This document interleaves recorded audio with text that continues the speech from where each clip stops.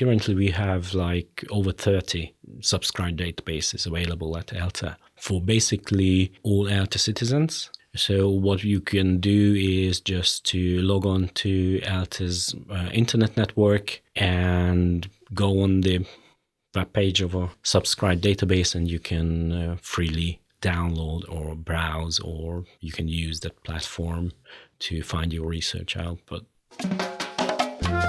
ELTE Walk. Everything you need to know about ELTE. Hello everyone. Welcome to the new season of the ELTE Walk podcast series, a program of the ELTE International Strategy Office, which has been created to present everything you need to know about Flóra University as a prospective or current ELTE student. This program is produced in cooperation with Radio EPER, the first university radio in the city of Pest. I'm Flóra ISKUM, head of the International Office at the Faculty of Education and Psychology of Flóra University, and my co-host is Raissa NEGRAO, an international student ambassador and PhD candidate at our university.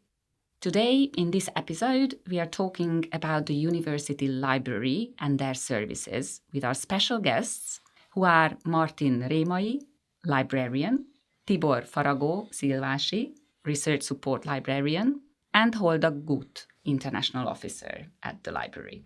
Could you please introduce yourselves in a few sentences? So I'm Martin RÉMAI. I'm in the last year of my teacher training program. I'm going to be a teacher of geography and English, and I just submitted my thesis 2 weeks ago. So I'm after the fun part and waiting for my final exams. And I am working in the library since last August. And I really love being in this environment with my colleagues. And I am working in the public services department. And I am responsible for speaking English mostly with the readers and responding to letters in English and translating. That's in a short few sentences. My name is Holda GUTH, and I'm an international officer at the ELTE University Library and Archives. My name is Tibor FARAGÓ-SZILVÁSI. I graduated here at ELTE for some time ago as an Egyptologist, and it's been, I think, over a decade I've been working as a librarian. Since this department, the Education and Research Support Department, were established in the University Library of Archive, I've been working here.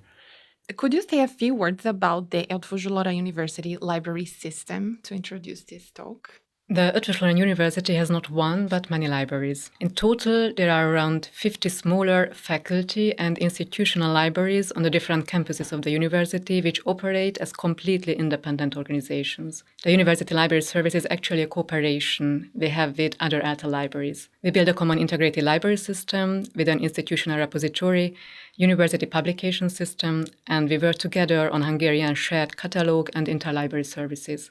We have also jointly won awards. The first award is a Hungarian title, the Certified Library, and the second is a certification from the European Foundation for Quality Management. In addition to the cooperation, each library provides services in accordance with their unique collections and own target groups. The University Library and Archives, as the oldest and largest library, carries out the central functions and is also the library of the Faculty of Economics. The library is the network center of all libraries operating within the university, and it is the manager of the university's library IT system. Well, all this sounds very impressive. I also think that the building itself is very impressive. So can you tell us about the building itself? Yes, the building is also very interesting, and also the history of a library is very exciting. The library is more than 70 years older than the university itself, and it was founded in 1561 to serve as the library of the Jesuit College in Nagyszombat. It became a university library in 1635 when Peter Pázmány founded the University of Nagyszombat. The current building was built in 1876, and it is interesting to note that it was the first building in Hungary to be built specifically for a library. So the building served one single purpose: it was a library. It was designed by Anton Skalnitsky in eclectic neo-Renaissance style. All the decorative elements of the building express the library's ties with the university and science. The exterior and interior walls of the building feature portraits of many famous scientists and writers such as Homer, Herodotus, Aristotle, Solon, Cicero, and Plato. The reading hall is the most impressive part of the building. The building and the main reading hall are often used as a location for film screenings. Among other films, Inferno was filmed in our reading room, and we still have a chair used by Tom Hanks in the general director's room, which can be seen also by visitors during our library tours. However, the films The Alienist, A Rose in Winter, and All the Light We Cannot See were also filmed in our library. So you say that it's possible to visit your library even if you're not a student? You can visit it, and even though we are a university library, our institution is open not only for students or researchers, but also to the public and has welcomed everybody since its opening. It has over 2 million printed and electronic documents, and it offers traditional and modern electronic library services for the visitors. And you mentioned the tours. Do these tours happen often, or you need to book in advance? Can students participate into these tours? During the Night of Museums and the Cultural Heritage Days, and as well as the Autumn Festival of Museums, we offer exhibitions, guided library tours, and restoration workshops or book presentations for all interested in culture. We are also pleased to cooperate with the university on Researchers' Night and to welcome secondary school students and younger children on the occasion of project days such as Sustainability Week. It sounds to be a huge library and a very old one with very old traditions. What about the collection? Can you tell us a few words about its collection? Actually, I have a recent experience in a very, very old library. I visited Trinity College Library 2 weeks ago. And it was half empty. So I was a bit disappointed. But at the same time, we learned that the reason why it was empty was because it was being restored. And we could see some videos instead of the books, how they do the restoration of the books. I suppose you also have very, very old books, just looking back at the history and then the old ages of your library. How do you keep the condition of your books? Of the very old ones, I suppose. So these very old books and manuscripts and codices are in a different part of the university library and archives, and they are under special conditions with the humidity and also temperatures, and these are not available for normal readers. Mostly they are asked by researchers, and also we have those kind of very old books which are not really available for the researchers, but also on library visits or book presentations. And then the librarians who work with this old collection can show the books around to the interested audience, and they can feel how it looks to see a 15th century book. That was the oldest that I held in my hand, and that's fantastic and also a very respectful encounter with a book. And also we have a restoration workshop, so when something comes up with the temperature or the humidity, or just the book is too old to hang on, then they are sent to the restoration workshop, and then they can first clean the book from the mold or from the other kind of contamination, and then it's like rebuilt page by page, and then it's binded together again. It's a very impressive but a very slow process of work with this one by one page recreation and the letters and all the stuff. It must be time consuming as well. Yes. Yeah, and this restoration workshop is so it can be visited through the Night of the Museums or the Autumn Festival of the Museums. And it's also very interesting for the librarians as well to see how it works. But for the audience, it's a more fascinating work of art, I would say that. You mentioned this Night of Museums. It might be interesting for our listeners what it is and what they can do on an event like that.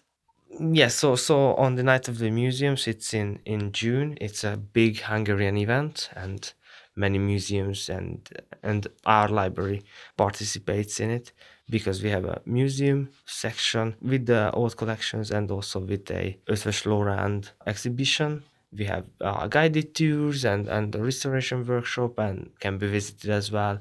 Yeah. And how popular is your library on that event? We are always full, but we have many space for everyone. And actually, this Night of Museum event, it's very affordable, and it's very good, and you can visit many museums in the whole city. So Yeah, with one entry ticket, I guess you can visit as many museums as you wish. yes, in the whole night. Yes. It's amazing. Yeah.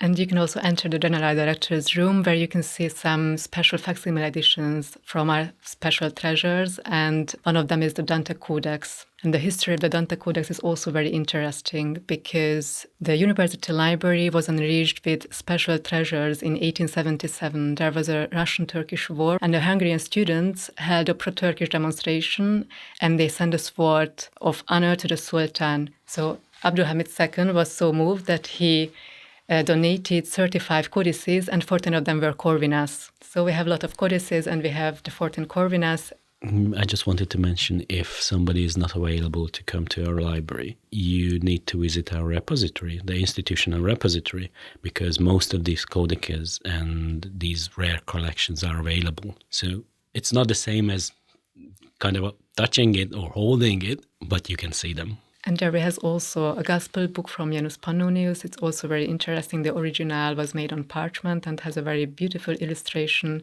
And in the General Director's room, you can see also a facsimile edition about this book with Mark the Evangelist. You sound so much devoted to your library. It's so nice to hear all the information and the way that you feel the belonging. Well, it's a university library, so it would be a silly question to ask who's your target group. But is it only ELTE students who can visit the library? And when can students go there? What are your opening hours? So it's not just for ELTE students. We welcome everyone who coming from a university of not just Hungary, but any of the world countries, and also secondary school students as well. They are free to register if they want to just study here and read, maybe not for borrowing. And we are open almost every day except Sundays, and we open at 9 o'clock and close at 8 in the evening. So it's a fairly big chance to get into the library and have a seat and study with us. And also we are open on Saturdays from 10 to 6 o'clock.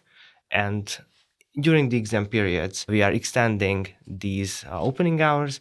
And every day from Monday to Saturday, we are open until 10 o'clock. So that's I guess that's a fairly big portion of the day when you can come and see us, and wherever you come, you are welcome with us. And do people need? I don't believe that people need membership. If they come here and want to study with us, they have to register, but that's totally free, and it takes like 2 minutes, and then they get reader's card, which is a good memory after maybe they are from Erasmus and they go home. Then it will be a good memory for them as well. How many students do you meet one day or visit you one day? Do you have a broad idea about it? That's a great question. Maybe not just with students, but also educators and adults as well.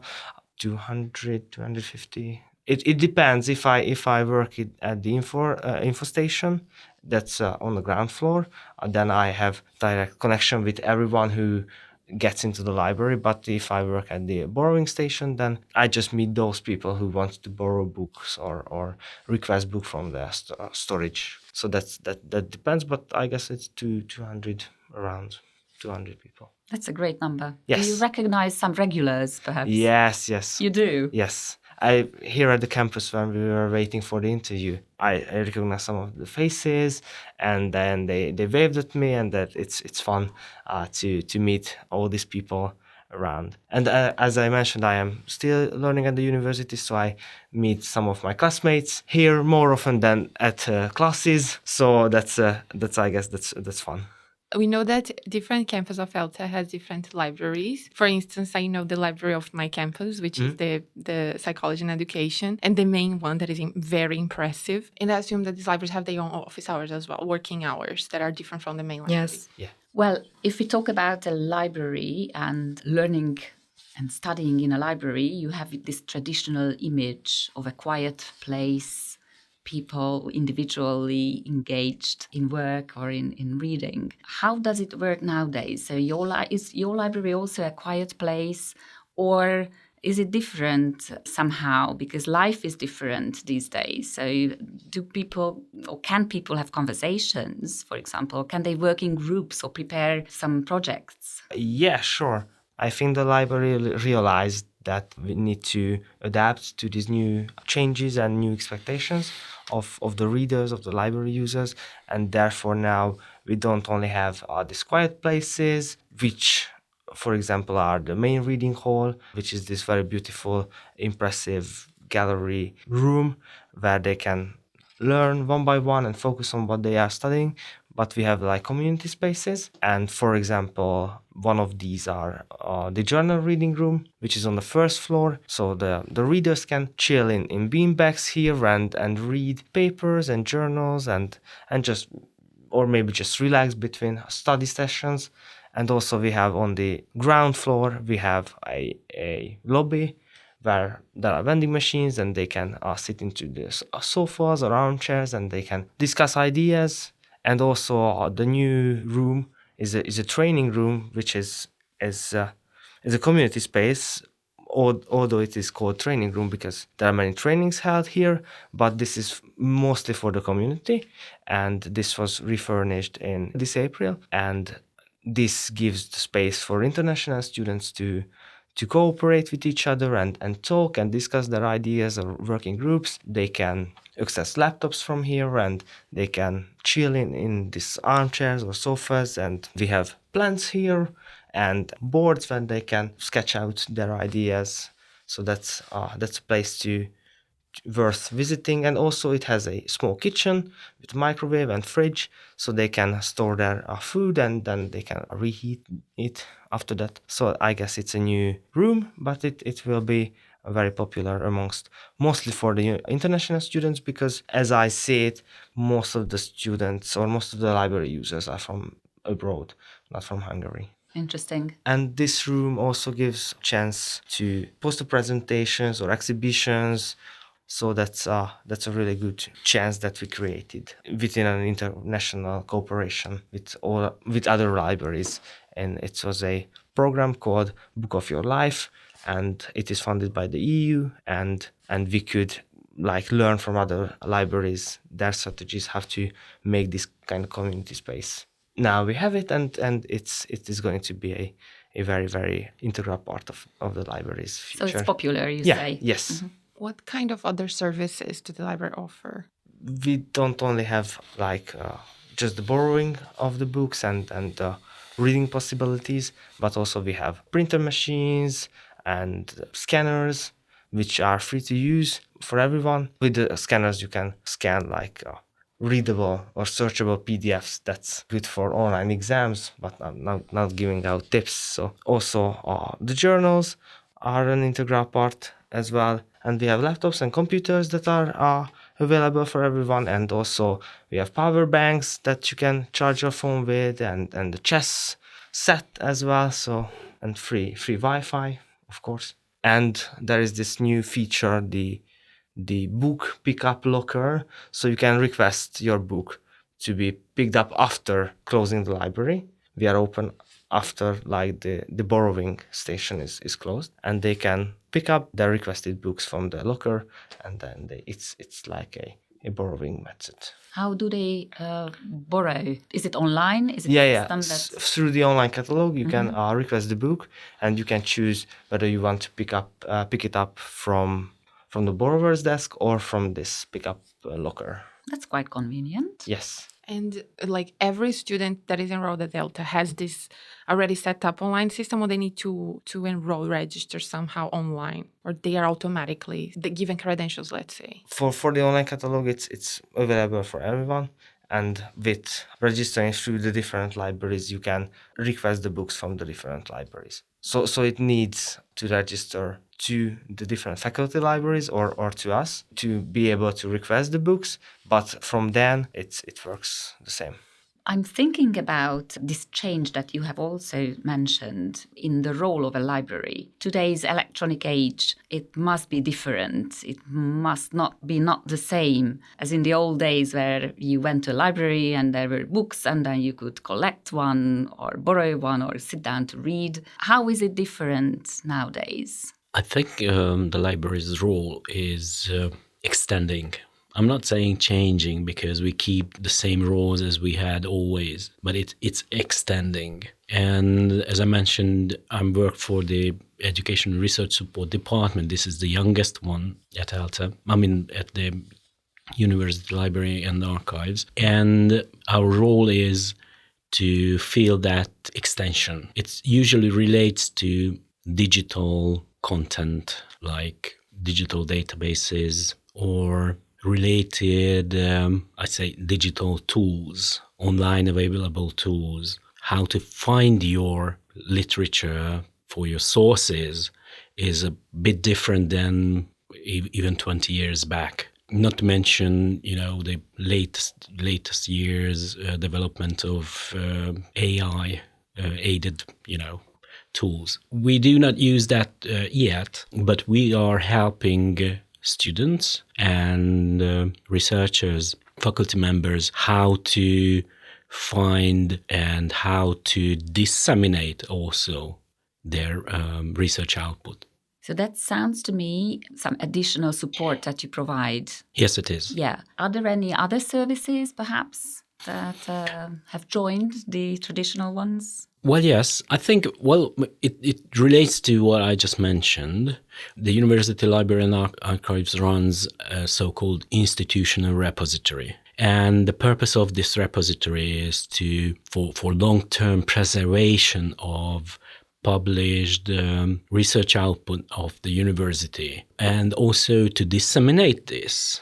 For example, we have research publications that is available from this repository for anyone. We are also closely follow up with the new, I'd say, research ideas like open science. And we not just follow it, but we try to, advocate it at the university. So this in this regard, we have trainings about, open science is a general term. We can disseminate and have trainings about open access publishing, or how to, manage your research data and how to fulfill the requirements of research funders. As a researcher myself doing my PhD, I rely a lot on databases and this open science that you mentioned, and a lot of papers that we need to access. And sometimes hard to find the free ones, the open source ones. I would like just to ask you if you could tell a bit more about the term database, what it means, and database in general, and at ELTE Library. Yeah.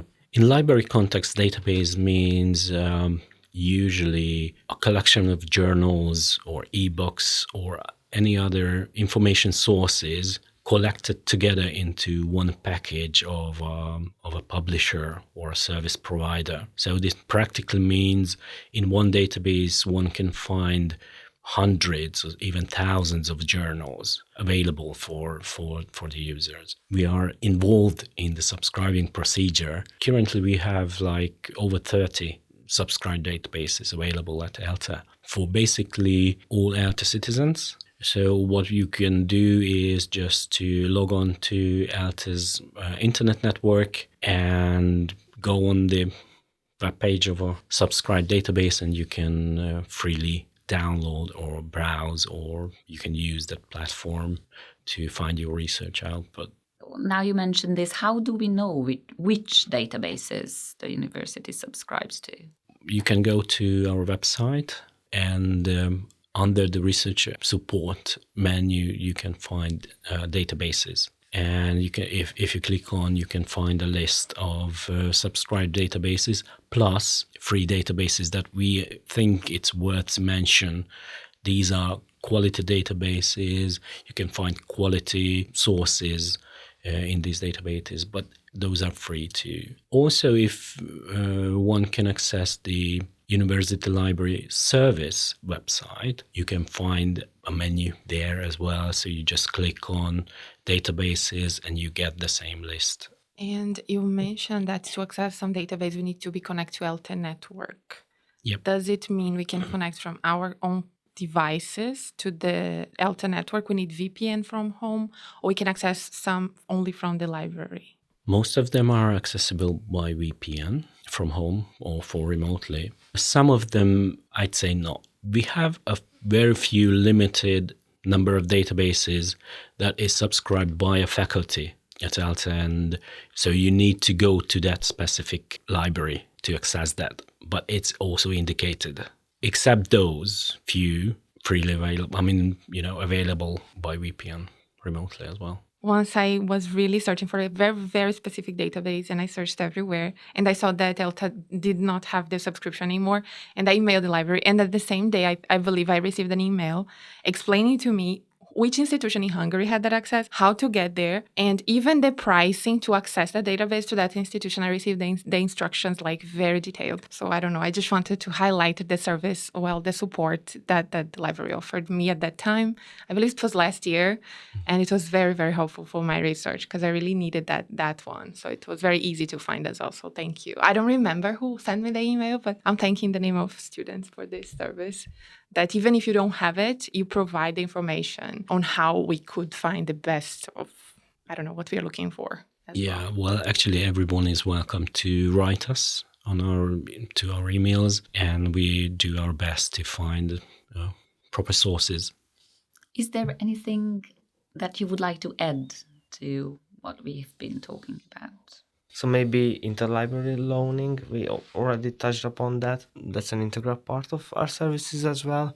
The readers or the users of the library can request interlibrary loaning from Hungary, but also we do international interlibrary loaning as well. And it's a popular service of ours, and it increases each year.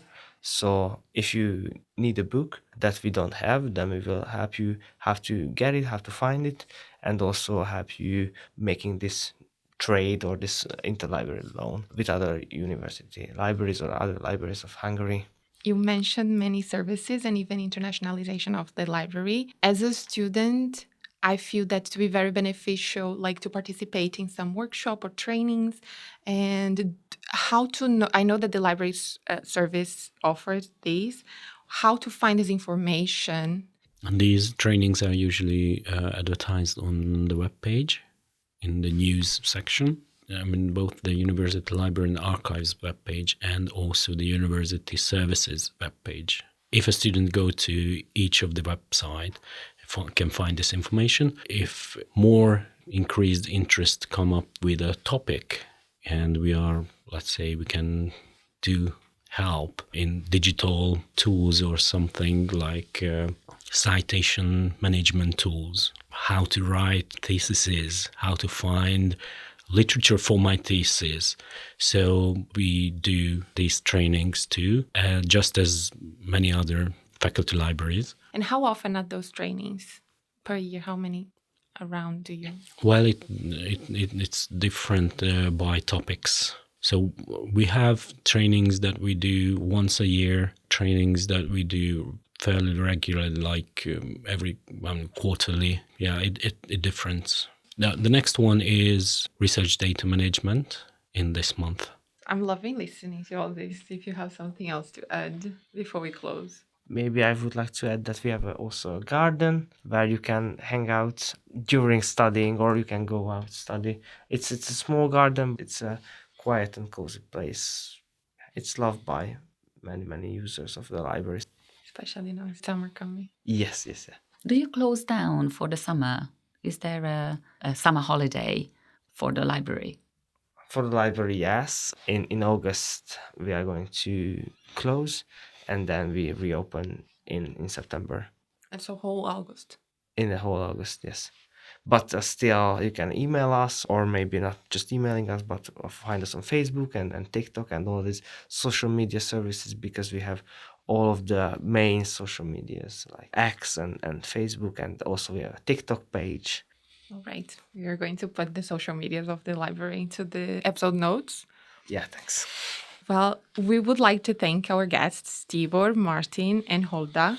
Thank you so much for this very inspiring episode. In the next episode, we'll talk with the Faculty of Humanities. Thank you again. Bye. Thank you for having us.